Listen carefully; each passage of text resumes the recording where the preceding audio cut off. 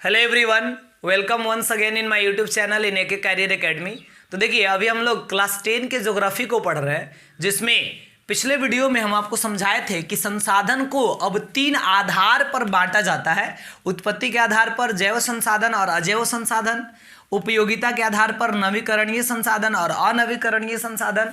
और अब अगर देखा जाए तो क्या होता है जैव, अजैव, नवीकरणीय, अनवीकरणीय संसाधन, ये हम आपको पिछले वीडियो में ही समझा दिए थे। अगर आप वो वीडियो नहीं देखे हैं तो इस वीडियो के डिस्क्रिप्शन में उसका लिंक है, आप वहां से देख सकते हैं। और आज की क्लास में हम आपको बताने वाले हैं स्वामित्व के आधार पर अगर देखा जाए तो संसाधन को 4 भागों में बांटा जाता है। व्यक्तिगत संसाधन, जिसको निजी संसाधन भी कहते हैं, सामुदायिक संसाधन, राष्ट्रीय संसाधन और अंतरराष्ट्रीय संसाधन। तब इन चारों संसाधनों के बारे में आज के क्लास में हम लोग पढ़ने वाले हैं कि ये चारों संसाधन कौन कौन से होते हैं। तो आइए हम लोग समझते हैं। व्यक्तिगत संसाधन की अगर बात किया जाए तो सबसे पहली चीज की जो व्यक्तिगत संसाधन है, इसको निजी संसाधन के नाम से भी जाना जाता है।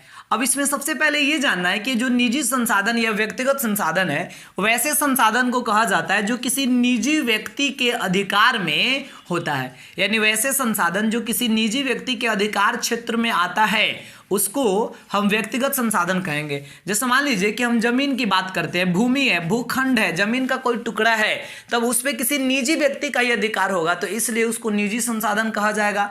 मान लीजिए कि कोई तालाब है, ठीक है, कोई बगीचा है, तो अब यह भी निजी व्यक्ति के अधिकार में ही जनरली होता है, तो उसको हम निजी संसाधन यानी व्यक्तिगत संसाधन ही कहेंगे। किसी व्यक्ति का घर है, उसका मकान, तो अब ये सारे जो संसाधन यहाँ पे लिखे हैं, ये सब निजी संसाधन ही जनरली होते हैं। मतलब किसी प्राइवेट व्यक्ति के अधिकार में ये सारे संसाधन होते हैं, इसलिए सबको हम निजी संसाधन कहते हैं। ठीक है।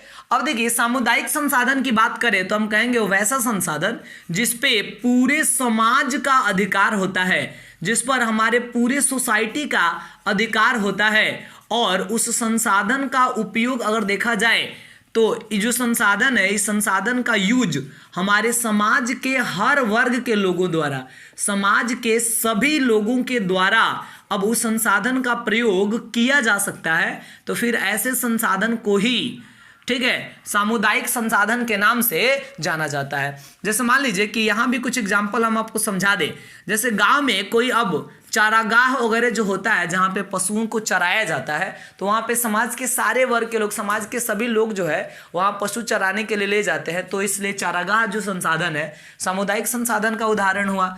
वहीं अगर हम बात करें, जैसे मान लीजिए कि मंदिर की बात करते हैं या मस्जिद की बात करते हैं, तब इसका यूज जो है अब हमारे समाज में सारे वर्ग के लोगों के द्वारा किया जाता है, तो इसलिए सामुदायिक संसाधन हुआ। मान लीजिए कि अब यहाँ कुछ और एग्जाम्पल्स हम आपको समझा दें। जैसे अब खेल का मैदान अगर कोई गांव या शहर में है, तब उसका यूज जो है हमारे समाज के सारे वर्ग के लोगों के द्वारा किया जाएगा, तब वो अभी जो है सामुदायिक संसाधन कहलाएगा।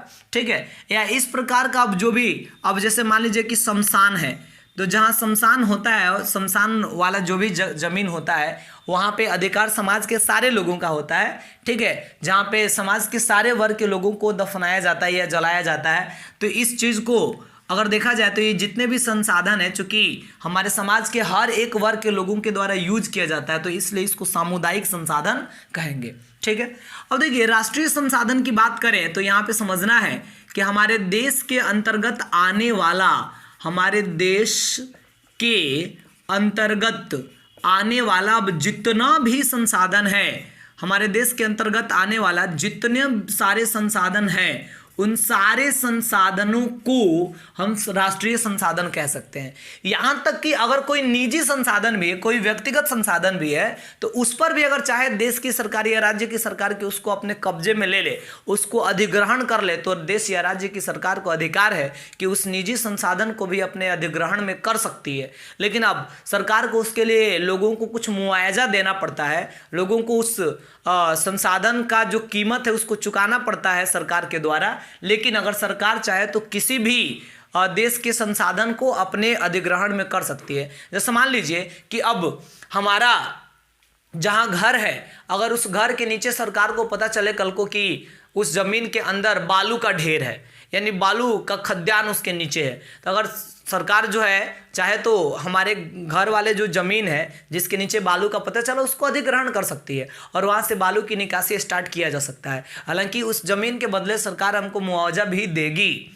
ठीक है, तो अब देखिए जितने सारे हमारे देश के अंतर्गत आने वाले संसाधन है सबके सब राष्ट्रीय संसाधन है। सारे संसाधनों पर हमारे देश की सरकार या हमारे राज्य की सरकार का अधिकार होता है। ठीक है, अब देखिए राष्ट्रीय संसाधन के अंतर्गत थोड़ी सी और कुछ चीजें समझनी है आपको। हम यहाँ पे थोड़ा सा मोटा मोटी मैप बनाकर और उसकी सहायता से समझाएंगे तो आप अच्छी तरीके से इसको बेहतर तरीके से समझेंगे। जैसे मान लीजिए कि भारत का ऊपर वाला पार्ट हुआ, जम्मू कश्मीर लद्दाख वाला जो हिस्सा है, यहाँ पे आए तो अब ये गुजरात वाला हिस्सा हुआ, इधर नीचे चले तो ये तमिलनाडु और आगे आंध्र प्रदेश वगैरह, फिर भारत के साउथ वाला हिस्सा हुआ। तो आप सबको पता है कि यहाँ भारत 3 ओर से समुद्र से घिरा है। तो इधर के साइड में अगर देखा जाए तो ये अरब सागर है, अगर इधर हम आए तो अब इस साइड जो है बंगाल की खाड़ी है। ठीक है, फिर इसके बाद अगर नीचे चले तो अब यहाँ देखा जाए तो हिंद महासागर जो है, यहाँ पे हिंद महासागर स्थित है। अब आपको समझना ये है कि राष्ट्रीय संसाधन के अंतर्गत अगर देखा जाए तो ये जो भारत का बॉर्डर लाइन है, भारत का जो सीमा रेखा है, इसके अंदर आने वाला जितना सारा संसाधन है ये सारा संसाधन भारत का राष्ट्रीय संसाधन है। लेकिन भारत की सीमा से बाहर भी, भारत के बॉर्डर से बाहर भी कुछ संसाधनों पर भारत का अधिकार है, यानी उसको भी राष्ट्रीय संसाधन के अंतर्गत मानेंगे। तो कैसे संसाधन, आपको एक एग्जाम्पल हम समझाते हैं। जैसे मान लीजिए कि यहाँ अब महाराष्ट्र जो स्टेट है, यहाँ पे एक भारत का शहर है मुंबई। तो अब मुंबई से अगर आप 176 किलोमीटर दूर आएंगे, मुंबई से 176 किलोमीटर दूर आएंगे तो यहाँ पे एक बड़ा सा तेल क्षेत्र का पता चला है जिसका नाम है मुंबई हाई। तो मुंबई हाई तेल क्षेत्र का यहाँ माल पता चला है। तो देखिए जो मुंबई हाई तेल क्षेत्र है ये भारत के सीमा से, भारत का ये जो बॉर्डर लाइन है वहाँ से 176 किलोमीटर दूर है, लेकिन फिर भी इसमें भारत का अधिकार है, यानी इसको हम राष्ट्रीय संसाधन के अंतर्गत रख रहे हैं। ऐसा क्यों? तो इसका रीजन ये है कि अब हमारा जो तटीय सीमा है, यानी किसी भी देश का जो तटीय सीमा होता है, जैसे मान लीजिए कि ये भारत का ये वाला तटीय सीमा है, ठीक है, इधर से ये तटीय सीमा है। तो अब तटीय सीमा से अंदर आप कितना दूर तक बढ़ेंगे कि वहां तक के क्षेत्रों पे हमारा खुद का अधिकार होगा, वहां तक के क्षेत्र में जो संसाधन मिलेगा उसको राष्ट्रीय संसाधन कहेंगे। तो आपको बता दें कि तटीय सीमा से 200 नॉटिकल माइल, तटीय सीमा से 200 नॉटिकल माइल अंदर आप समुद्र में चले जाएं, 200 नॉटिकल माइल अंदर आप महासागरों के अंदर जाएं, तब वहां तक का जो क्षेत्र होगा उसको आर्थिक अपवर्जक क्षेत्र माना जाता है।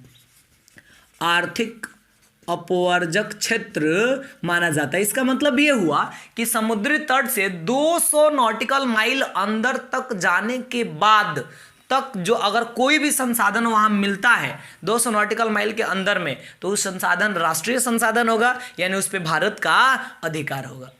अब समझिए कि 200 नॉटिकल माइल का मतलब क्या होता है। नॉटिकल माइल को किलोमीटर में हम कैसे चेंज करें, तो एक नॉटिकल माइल में अगर देखा जाए तो एक नॉटिकल माइल में 1.852 किलोमीटर होता है। तो अगर हम बात करें 200 नॉटिकल माइल में कितना दूरी होगा, तो 200 नॉटिकल माइल को चेंज करना है तो हम 200 में गुणा कर देंगे 1.852 में।